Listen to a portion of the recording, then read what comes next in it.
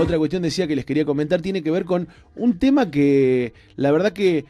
no se llegó a discutir, se empezó a discutir y quedó ahí, quedó a medio camino, y tiene que ver con la posibilidad que se barajó en algún momento de algún decreto de necesidad de urgencia que pusiera a disposición del sistema de salud pública toda la infraestructura del sistema de salud privada. A partir del miércoles se empezó a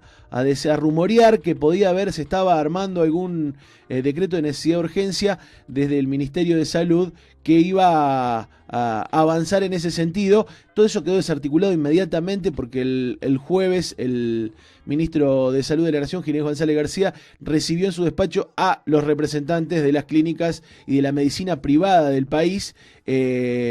y enseguida nomás salieron a aclarar del ministerio que la intervención del sistema privado ya había sido descartada de plano, y que eso no iba a suceder. La idea era, ¿cuál era la idea que se rumoreaba? La idea que se barajaba y que evidentemente fue más allá de un rumor, porque llegó a la preocupación de los dueños de la salud en la Argentina, los dueños de la salud privada, aquellos que hacen grandes negocios en Argentina con la salud privada. Digo, la idea era avanzar en la interconexión entre las terapias intensivas de todo el país y poner a disposición una cantidad de camas, pensando en que todavía no llegó lo peor del pico de los contagios. Incluso hoy también el Ministerio de Salud de la Nación emitió un comunicado en donde plantean que el pico se va a extender un poquito más, va a llegar un poco después, porque supuestamente están funcionando bien las medidas que se han tomado hasta el momento, se han tomado con tiempo y ya no llegarían en los primeros días de abril o la primera quincena de abril, sino que llegarían a mediados de mayo, y da un tiempito más para prepararse. El decreto pretendía darle además al Ejecutivo un marco legal para centralizar las compras de insumos y disponer de las camas y de todos los materiales del sistema médico en Argentina, pero bueno, eso quedó descartado cuando en esta reunión a la que llegaron la Asociación de Clínicas y Sanatorios de Hospitales Privados, la Federación de Cámaras de Emergencia, la Asociación Civil de Telemedicina de la Argentina, la Asociación de Entidades de Medicina Privada, bueno, todos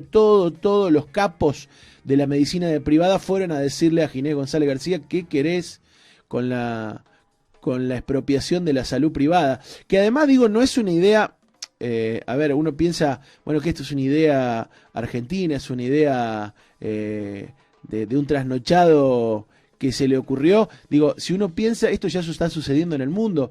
Creo que lo contamos la semana pasada, en Irlanda, se decretó y se estatizó todos los hospitales privados para enfrentar el coronavirus, y van a ser atendidas, esto lo decía desde el gobierno irlandés, todas las personas van a ser atendidas de manera gratuita en todos los efectores de salud, sean públicos o privados, de Irlanda. Estamos hablando de un lugar, además, que no ha llegado a un pico de emergencia tal que está en una situación desesperante. Digo, para pensar si es tan loco una idea por el estilo, ¿no? Disponer de toda la infraestructura que hay. Digo porque Irlanda recién está registrando 9 muertos, mucho menos que en la Argentina, y 1.564 casos positivos de coronavirus. Al comienzo de la epidemia, al comienzo de la emergencia, Irlanda avanzó en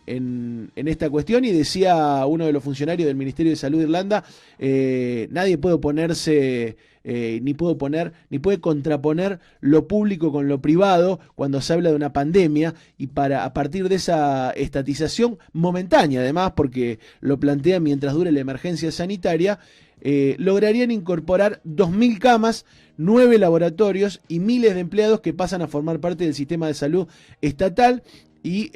como decíamos, la medida rige hasta que el país logre contener el contagio de coronavirus. Y los hospitales privados en Irlanda estaban de acuerdo con esta cuestión, hacerlo, y no van a recibir un beneficio, no van a recibir una indemnización, lo van a hacer porque están en emergencia, porque es un país en emergencia. Acá en Argentina parece hoy imposible sin una definición contundente del gobierno. De hecho, durante la semana circularon protestas de, por ejemplo, aquellos que están suscriptos a la salud privada y tienen la idea que como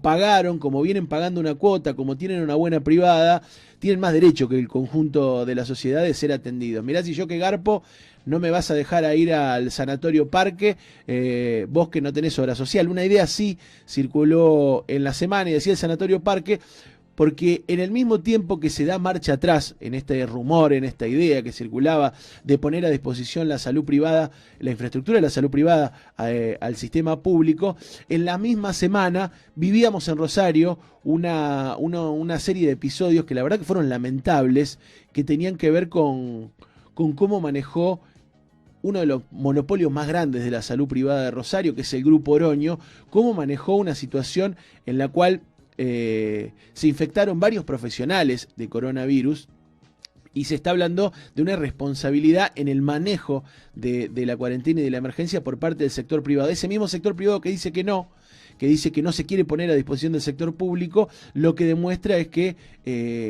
sigue privilegiando otras cosas, sigue privilegiando el funcionamiento normal. Estamos hablando del Grupo Oroño de Roberto Villavicencio, que además es el presidente de la Asociación de Clínicas y Sanatorios de Rosario. El mismo tipo que había planteado hace semanas en los medios, cuando apenas comenzó la epidemia, que había que estar alertas y preparados para actuar si recibían casos de coronavirus, pero nunca habló de lo que había, de las condiciones en las que están trabajando el personal. El viernes de la semana pasada se conoció que 2 médicos y un instrumentista que trabajan en uno de los sanatorios del grupo, más específicamente el Sanatorio Parque, estaban enfermos por coronavirus. En un principio se creía que tenía que ver con la llegada de uno de los médicos de Brasil, que no había realizado la cuarentena porque no tenía síntomas. Ahora pareciera ser que no está enfermo ese médico, por lo cual el contagio debe haber venido por otro lado, pero lo que se relataba tenía que ver con que no se había detenido la actividad normal en los nosocomios del Grupo Oroño. Inclusive hay denuncias de,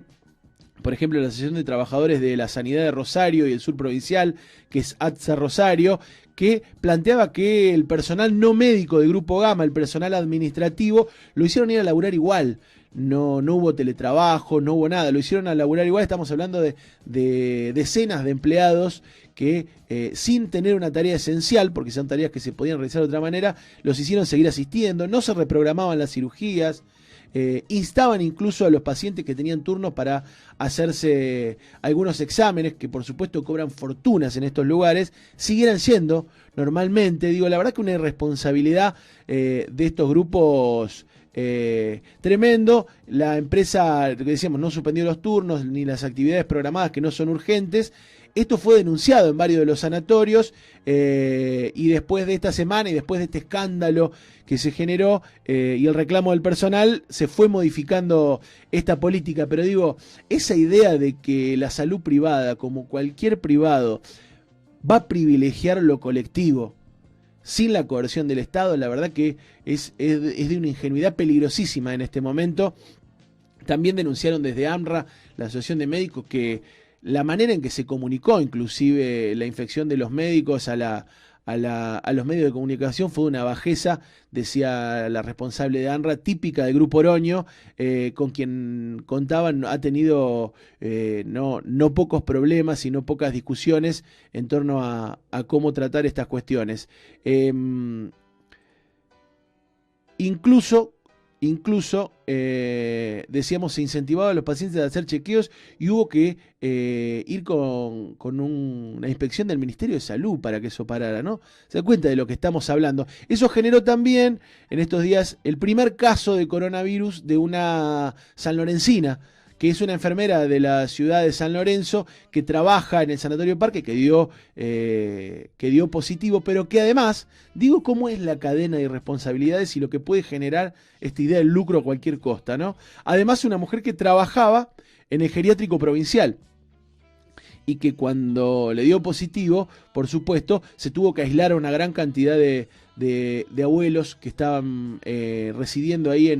la verdad que un chiquero, un desastre podría haber hecho. Todavía no se sabe si se han producido contagios. Están en cuarentena en el geriátrico y se está esperando los resultados. La verdad que puede ser algo realmente tremendo. Bueno, nada, contaba esto porque y quería contarlo acá porque me parece que son de las definiciones que hay que tomar, ¿no? Y además quería contarlo porque probablemente no salgan los medios de Rosario o salgan muy poquito, porque son estos grupos de poder que, además de ser los dueños de la salud privada, además de ser los dueños de